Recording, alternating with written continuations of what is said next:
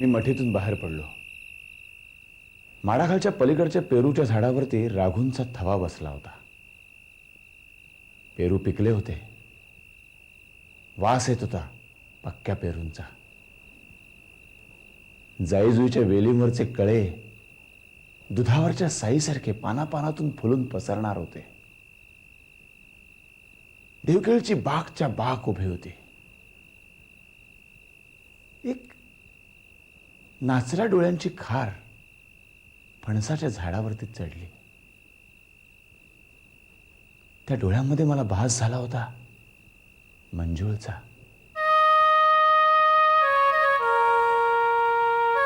कशी काय हिच्याशी गाठ पडली माझी हे तात्यांना कळलं तर?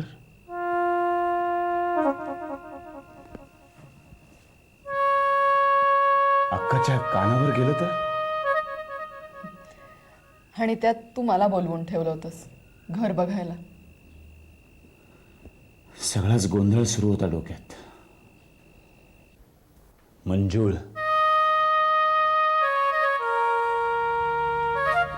विष्णू, मंजुळ, काय म्हणालास? चानी चानी खार बघत होतो. छान, जेवायला चल.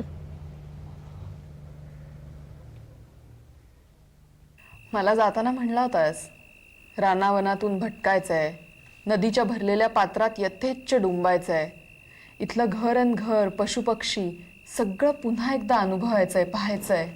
खरंच एम एची परीक्षा झाल्यानंतर तेवढ्यासाठीच तर आलो होतो मी. ठरवलं होतं रिझल्ट लागेपर्यंत सगळं विसरून इथे राहावं. मलाही विसरलास लगेच. चेचे, तात्यांशी बोलणार होतो मी संधी साधून तुझ्याबद्दल. तात्या, एक पाहुणी येणार आहे घरात, येऊ दे का? सहजच गाव पाहायला. सहजच. कशासाठी येणार आहे ती? सहजच आपला गाव पाहायला. सहजच. नाव काय म्हणालास? शिला. ओळख कुठली रे तुमची? मी पार्ट टाइम नोकरी करतो ना, माझ्या बरोबरच आहे तिथे ऑफिसमध्ये. गाव कुठलं रे तिचं? गाव तिचे मुंबईचीच आहे ती. तेही बरोबरच आहे म्हणा. आता तुला गावंढळ मुली आवडायच्या नाहीत. मुंबईच्या तुम्ही काय म्हणता तशा त्या स्मार्ट, सुंदर, शिकल्या सवरलेल्या तशाच मुली आवडायच्या. तसं काही नाही आहे अक्का. अक्का खरं सांगू, तुझ्या एवढी देखणी मुलगी मी आजपर्यंत पाहिली नाही. मुलगी? अगो बाई, खरंच मला अभिमान वाटतो की तुझ्यासारखी सुंदर बहीण आहे मला, माझ्यावर माते समान प्रेम करणारी. अक्का, तू सदैव दैवत आहेस माझं. पुरे. पाहुणे आली की अक्काला विसरून सुद्धा जाशील.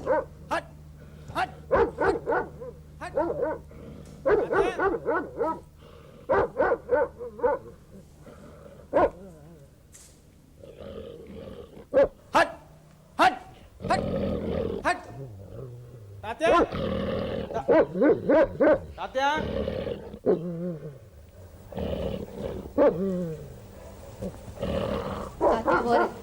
वर मी वरच निघालो होतो, पण हा कुत्रा रे गप्प बैस तिकडे. गप्प बसला. मी तात्याकडे वर जातो.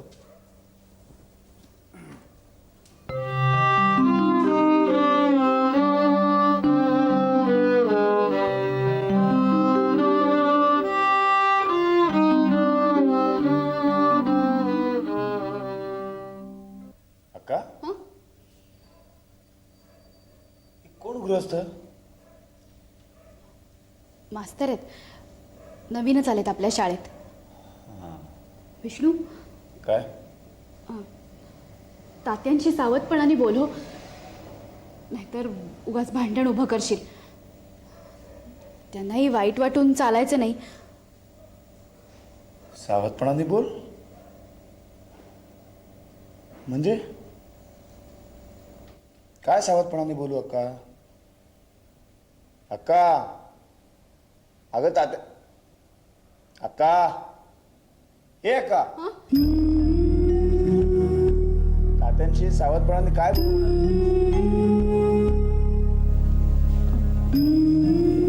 मी चहा टाकते.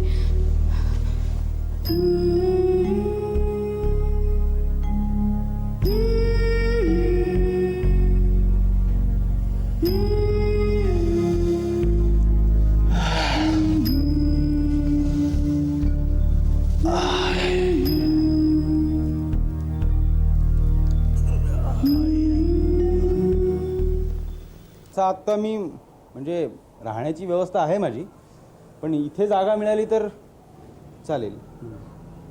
नंतर या तुम्ही. नंतर पण हो नाही काही कळलं म्हणजे नाही, म्हणजे तुम्ही हो म्हणत असाल तर जे काही म्हणत असाल त्याप्रमाणे. मी सांगितलं ना तुम्हाला, नंतर या. नंतर पुढच्या आठवड्यात. पुढच्या म्हणजे खेटे नको तुम्हालाही. नाही, इथे येण्याचा मला तसा काही त्रास नाही. ये ओके बा. खाली आले तुमचे ते चिरंजीव ना? निघताय ना आता? हां, बरं आहे. पुढच्या ठीक आहे.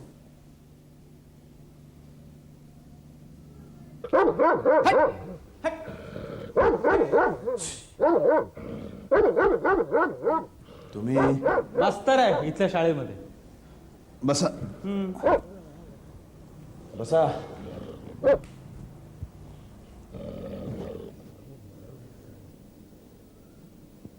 जागेसाठी आलो होतो तात्यांकडे. मी ब्राह्मण आहे, म्हणजे तुमच्याच जातीतला आहे. काय 1 महिना झाला मी खेटे घालतोय. म्हणजे खेटे घालण्याबद्दल काही नाही आहे, पण तात्या हो म्हणत नाही, नाही म्हणत नाही. त्यांचंही बरोबरच असेल म्हणा, पण जागा जरा शांत वाटली. म्हटलं बघावी एखादी खोली. काय म्हणाला? एखादी खोली बस. तुम्ही त्यांचे चिरंजीव काय? हो.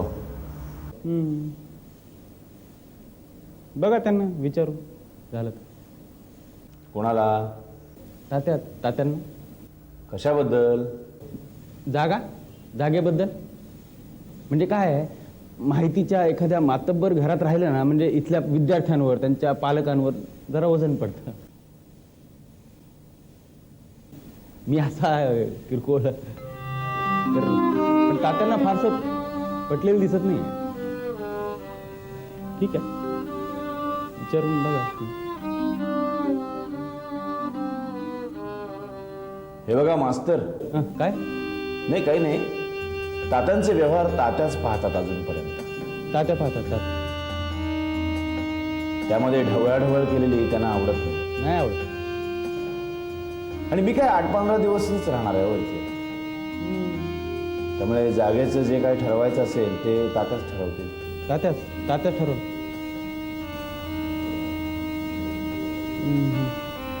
ठीक आहे. विष्णू, हा, आलो.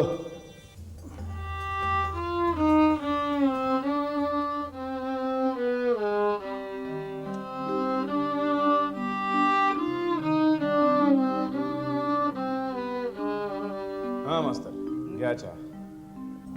नको रस्ते असतो. अहो घ्या हो.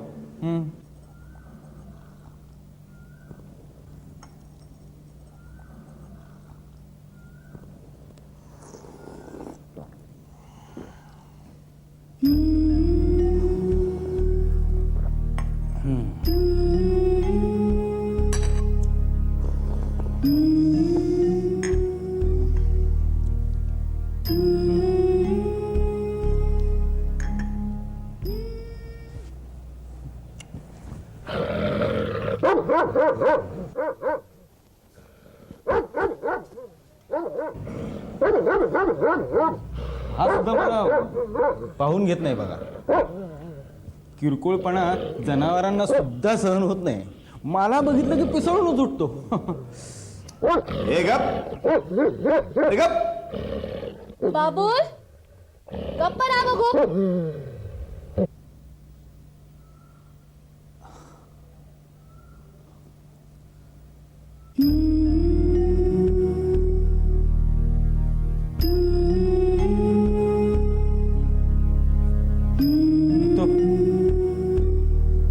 द्यायचं तात्यांना.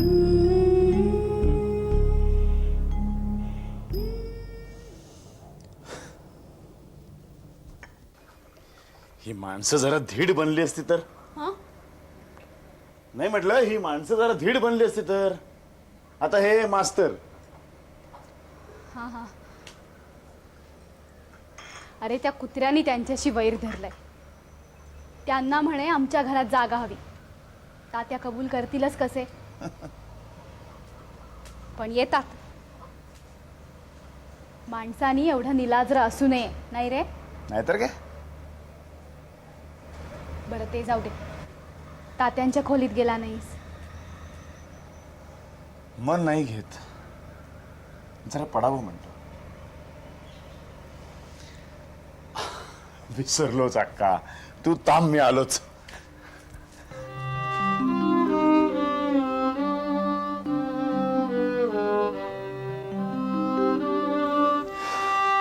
अक्का, हे बघ मी तुझ्यासाठी काय आणलंय.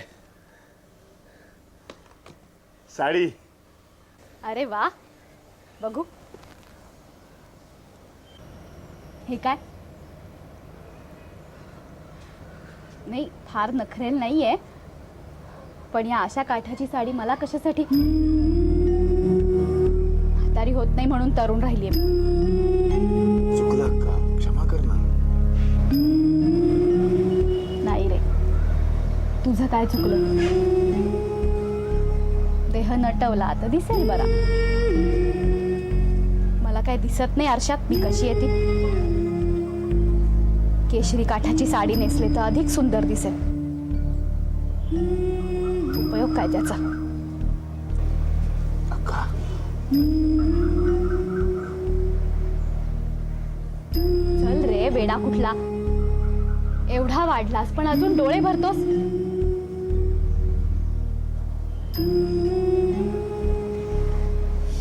खरं सांगू विष्णू, आता डोळे तुझ्याकडे लागलेत. छानशी मुलगी आण, राजा राणीचा संसार कर. मी पाहिलं हो डोळे भरून.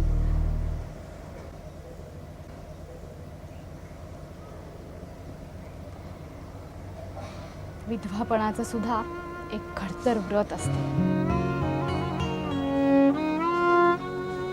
अक्का, काय? बोल ना, थांबलास का? एवढं आयुष्य हे असंच फुकट घालवायचं?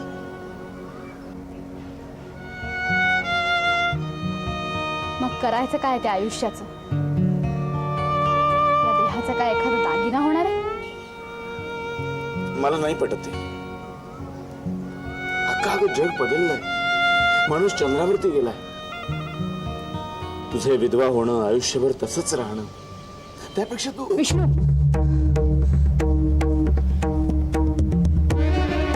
जग बदललं असेल, माणसं बदलली असतील, पण मी ही आहे अशीच राहणार.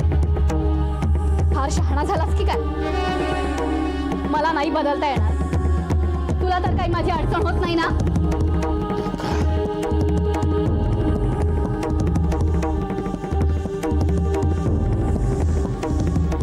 फार बोलले नाही मी.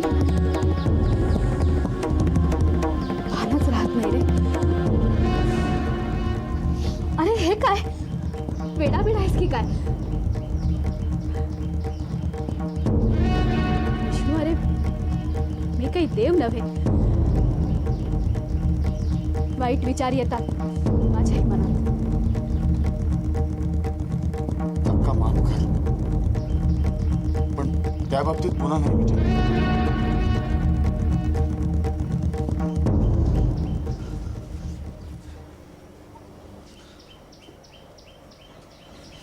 ते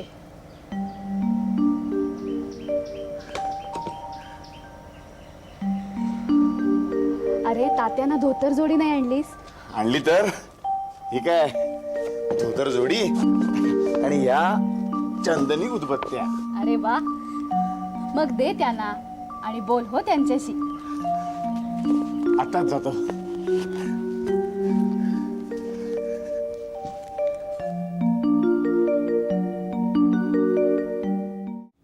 शतमं शततयुक्ताय भक्तास्त्वां पर्युपासते ये चाप्यक्षरम् अव्यक्तं तेषां ये योगवित्तमः तरी सकविराजविराजू जो सोमवंशी विजयध्वजू बोलता चाहला आत्मजू पांडुरूपाचा कृष्णा ते म्हणे अवधारिले आपण विश्वरूपमज दाविले तव नवल म्हणून बिहाले चित्त माझे आणि कृष्णमूर्तीच्या या लागी सोय धरली जीवे कोण मी विष्णू तात्या. हे तुमच्यासाठी धोत्राचं पान आणि चंदनाचे उदबत्ते आणले. कशाला कशाला काय, सहज माझ्या पगारात ना आणलेत. पगार ठेवा ओ बघा तर करा. बघितलं ना ठेवा आणि त्या उदबत्त्या देवाजवळच्या कपाडात ठेवा चंदनी उदबत्त्या. ठीक आहे, तुम्हाला नको असेल तर दुसऱ्या कोणाला तरी देऊन टाकेन मी. आता असं करा ना, तुम्हीच द्या ना. मया शमनो येमान ते युक्ता उपासते श्रद्धया पर्योपासते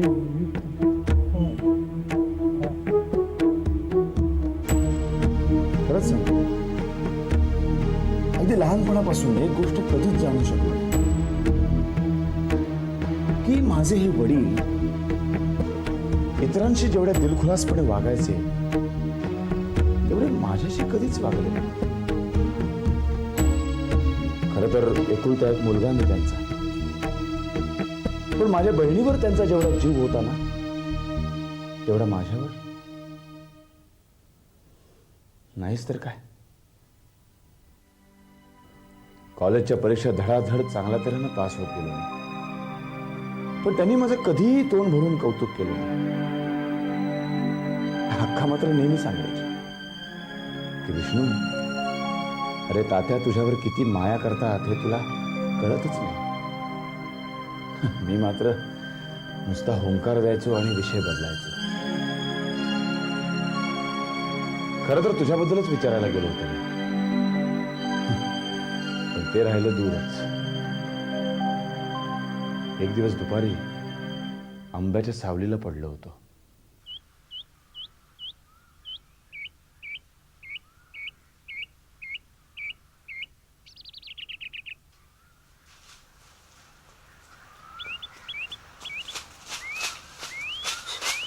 बामणानो बामणानो काय रे? मंजुळान पाठवल्यान. मंजुळ ना? तुम्ही घरी आहे की नाही बघून येवक सांगितल्यान म्हणा निलाय. काय काही निरोप आहे? निरोप नाही बा, पण तुम्ही इलाज तर यावा तिकडे. हा, मंजुळान बोलावलं नाही पण तुम्ही इलाज तर यावा.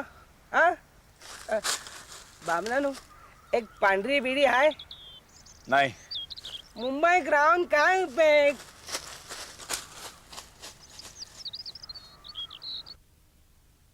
जावं का तिकडे? मी मंजूच्या खोपटाशी जाण्याचं टाळत होतो, म्हणून तर घरात बसलो होतो. बाहेर पडलो तर माझी पावलं आपोआप तिकडे वळणार होती हे मला माहित होतं. मंजूळचे ते डोळे, ती जादूची मुद्रा, सर्व काही मनावर इतकं ठसलं होतं की गौऱ्या पुन्हा इकडे डोकवताच मी सैरभैर झालो होतो. मंजू एवढी का जीव लावत होती हे काही कळत नव्हतं.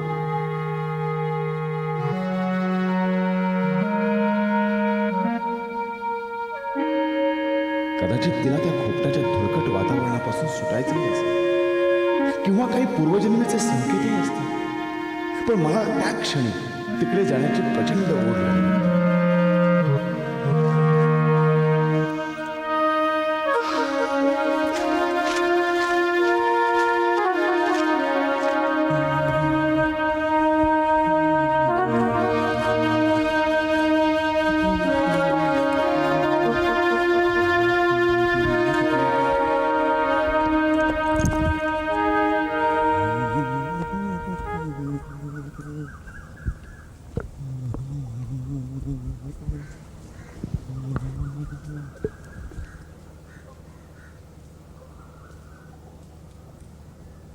अक्का,